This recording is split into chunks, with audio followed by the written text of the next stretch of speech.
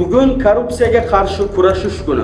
Birlashgan Millatlar Tashkiloti Bosh Assambleyasining 2003-yil 31-oktyabrdagi rezolyutsiyasiga muvofiq 9-dekabr Xalqaro korrupsiyaga qarshi kurash kuni sifatida nishonlab kelinmoqda.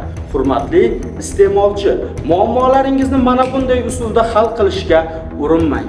Zero bu harakatingiz bilan suvchi xodim hayotining barbod bo'lishiga sababchi bo'lishingiz mumkin. Qolaversa, qonunchilikda pora taklif qilishga ham javobgarlik bor. Aksincha, suvchi xodim tomonidan nimadir shama qilingan holatga duch kelsangiz, darhol quyidagi raqamlarga murojaat qiling.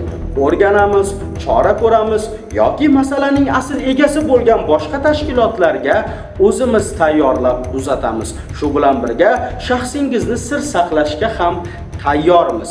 Unutmang, korrupsiya taraqqiyotning dahshatli dushmani bo'lib, unga qarshi har lahzada kurashish har birimizning burchimizdir. Toshkent viloyati suv ta'minot aksiyadorlik jamiyati Compliance nazorat va korrupsiyaga qarshi kurashish bo'limi ogohlantiradi.